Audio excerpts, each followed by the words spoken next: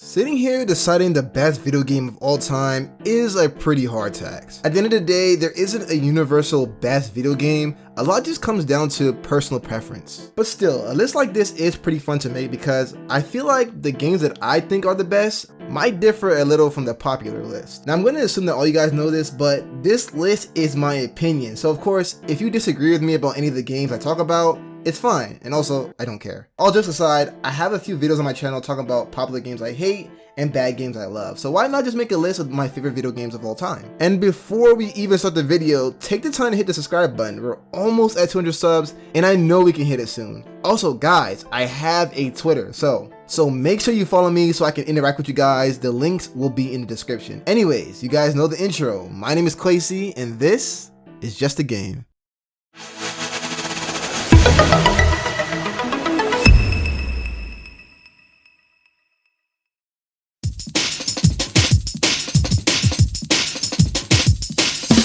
Sonic the Hedgehog has a love-hate relationship with its fan base. It seems like fans cannot decide which games are bad and which games are good, but what's funny is that we can all agree that Sonic 06 is one of the worst Sonic games of all time, but one game really has a special place in my heart. In 2003, the Sonic team put out one of the best games of all time called Sonic Heroes. The game was coming off the back of the successful Sonic Adventure series, so it had some pretty big shoes to fill. Now, the reviews of this game are kind of all over the place. Some people hating it and others loving it, but the main complaint that I constantly kept seeing was that the game is repetitive. But despite all that, this is hands down my favorite Sonic game of all time, probably even more than Sonic Riders. And oh, I made a video on that, check it out, link in the description. Sonic Heroes follows a really simple formula. There are 4 teams. Although you play through the exact same stages, depending on the team you use, the difficulty of the stage might differ. For example, Team Rose, consisting of Amy, Cream, and Big, is the easy mode of the game. And usually there's less enemies and the stages are way much shorter. In contrast, you have Team Dark, which consists of Shadow, Rouge, and Omega,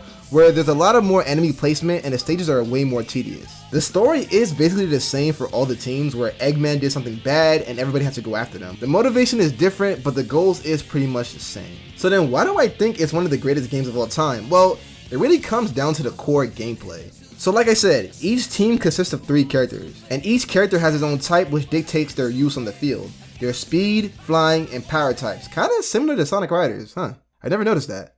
There will be scenarios where you're required to use a certain type, but majority of the levels, you're probably just gonna use the speed types. I remember all the fun I had with this game. I never owned a memory card for my PS2, so basically I'd reset the game from the beginning every single day and never get bored.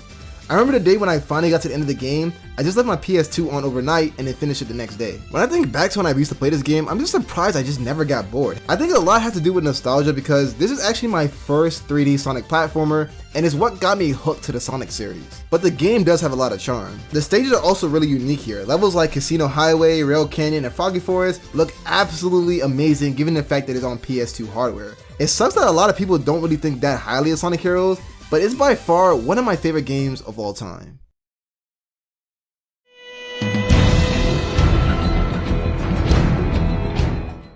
What's your favorite Call of Duty? I think a majority of the Call of Duty community would probably say Modern Warfare 2. Now, I can understand why Modern Warfare 2 gets so much love, because this was the point in time where Call of Duty finally found its identity and became more of an arcade shooter. Kill streaks were ridiculously overpowered, the gun balance was almost non-existent, and people just ran danger close to one-man army every single game. But regardless, it was still a fun experience. However, unfortunately, I had this game but with no internet connection, so I was never able to enjoy the multiplayer. So when I got my hands on Modern Warfare 3, this was really the first Call of Duty that got me hooked. Now, Modern Warfare 3 was an interesting game. As some of you might recall, this was a year where Infinity Ward had a fallout with a ton of its workers, and they had to quickly find new people to finish the game. Even with all the internal issues, I don't really remember any major problems with Modern Warfare 3, but I remember having the time of my life playing this game. I remember going home after school and just getting online with my friends, and we just sit there in endless lobbies just trying to get Moabs. I think the real reason I enjoyed this game so much really boiled down to the experience I had with the people I played with. One good memory is I used to be in this huge sniping clan, and all we used to do was go to search and destroy and just try to hit trick shots the entire match. Nowadays, playing Call of Duty just isn't the same because majority of my time is just me playing solo. Gaming is a lot more fun when you play with your friends. Now, I'm not just gonna look at Modern Warfare 3 with nostalgia glasses.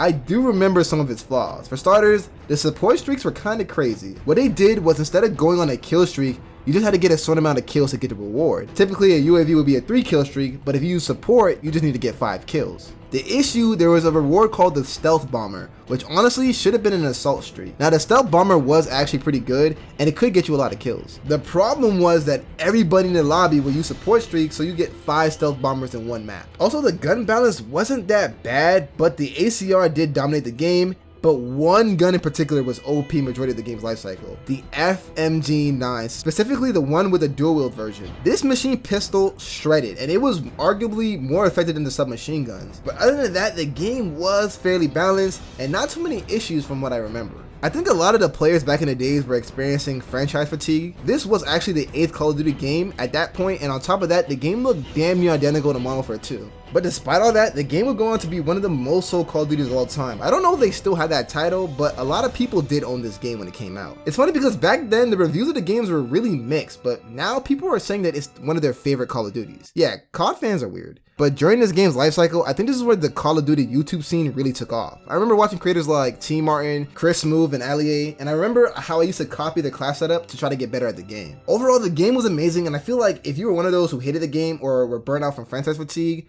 go give it another try, and I think you would appreciate the game a little more.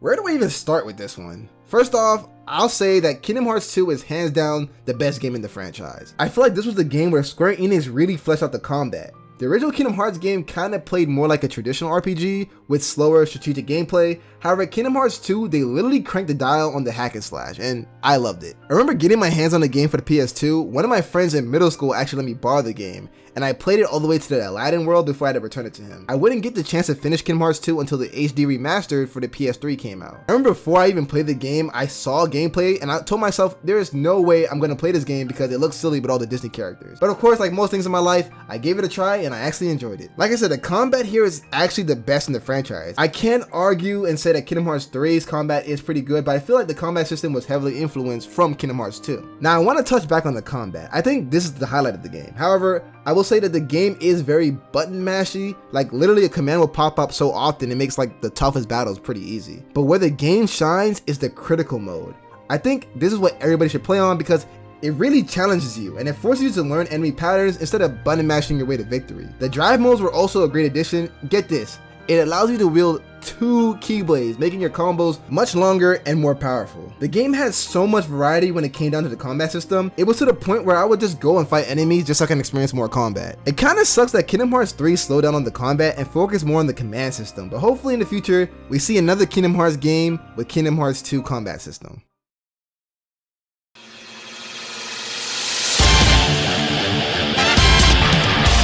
Anime games, in my honest opinion, are usually not that good. The majority of them just feel like a cash grab where they try to reel in fans of a certain anime with mediocre gameplay. I don't really play a lot of games inspired by anime, but when I do, it's either Naruto or Dragon Ball Z. Now, choosing an anime game for this list was hard because I love the Budokai Tenkaichi series, but I also used to play the Ultimate Ninja games a lot. But I feel like Dragon Ball Z Budokai Tenkaichi 3, wow, that is a long title. It's probably one of my favorite games of all time. The game had a large selection of characters, and on top of that, most of these characters had transformations that also featured different combos and abilities, so there was a lot of characters here. The gameplay also felt like an arcade fighting game where you really had to learn the button combo to perform certain moves. I remember I used to go grab a pen and paper and I used to write down certain combos so like I could just do the combos on the fly instead of having to pause the game and just do it from there. The story mode was actually pretty damn good. It told the entire Dragon Ball story from when Goku was a kid all the way to GT. And I'll admit it, the only reason I know the Dragon Ball Z story is through these games. I never actually watched the show first. All my knowledge of Dragon Ball Z comes from these games. But other than that, I can't remember anything bad about the game. And again, like I keep saying throughout the video, this might be the nostalgia talking, but this game is damn near perfect.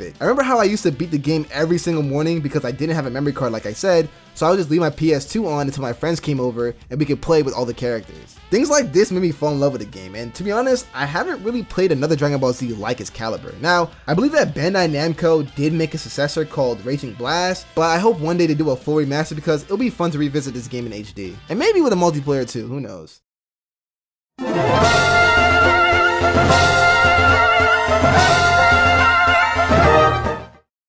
If you've been keeping up with my channel, you probably saw this one coming. Gen 3 will always have a place in my heart as one of my favorite generations. It was the first Pokemon game I ever got the chance to play, so yeah, there is a little bit of bias, but these games, specifically Pokemon Emerald, were just amazing. Now, in terms of the Pokemon, I think Gen 3 has some of the most unique designs, and in my personal opinion, some of the best. The only thing I'll say is that the starter Pokemon were kind of weak here, and I think Gen 4 had the best starter Pokemon. Now, this was Game Freak's introduction to the Game Boy Advance, so I feel like they had a lot of weight on their shoulder. For starters, they had to make a good game that could effectively showcase the power of the Game Boy Advance, while also making a game that traditional Pokemon fans would enjoy. Now, it was hard to dig up public opinion when the game released, but what I did find out is that people generally enjoyed the game. But at the same time, there were people saying that this is where Pokemon started to change for the worse. But you decide that for yourself, because I love this game. I mean, this was the first Pokemon game where I actually cared about the villains. I like Team Magma because their goal kind of makes sense, but I kind of didn't understand Team Aqua because, I mean, why would you want to fill the world with water? Like, what would you do? I mean, at the same time, Team Magma did want to fill the world with more land, and I guess that makes sense because who knows? Maybe they could build some real estate buildings or Pokemon centers and get some cash flow. Wow, I never thought I'd talk about capitalism in Pokemon. But overall, the interactions with the team was pretty cool, and I like how in Pokemon Emerald you battle against both the teams. The legendary Pokemon here were also pretty cool. Rayquaza is literally one of my favorite legendary Pokemon of all time. Oh, and Groudon and Kyogre were pretty cool too. But the best feature of the game, hands down, was the Battle Frontier. I spent so much time as a kid trying to beat the Frontier Brains and getting all the rewards. The way it worked is I believe if you beat the facility 3 times in a row, on your final run, you will face the Frontier Brain. And some of these battles were actually kind of hard. For starters, your Pokemon were capped at a certain level and you couldn't use any items. It is cool to see that we did get another Battle Frontier in Gen 4, but it sucks that we haven't really seen a real one ever since. But who knows? They might bring it back in a future game. So this is the end of the video. Now I have to remind you guys, this is all just my opinion. A bunch of games that I played and I so happen to think they're the greatest of all time. Now I probably should have mentioned it in the beginning, but this list isn't in any particular order. Heck, I might even make a follow-up and add some more games. But anyways, I want to pass off the question to you. What is your favorite game of all time and why? And were there any games on my list that you like or you hated? I would love to know in the comment section down below. And also, if you're new here, you know the deal. Make sure you hit the subscribe button, and if you enjoyed the video, make sure you leave a like. Like I said, guys, make sure you follow me on Twitter. Link will be in the description. My name is Tenkaichi, and this was just a game.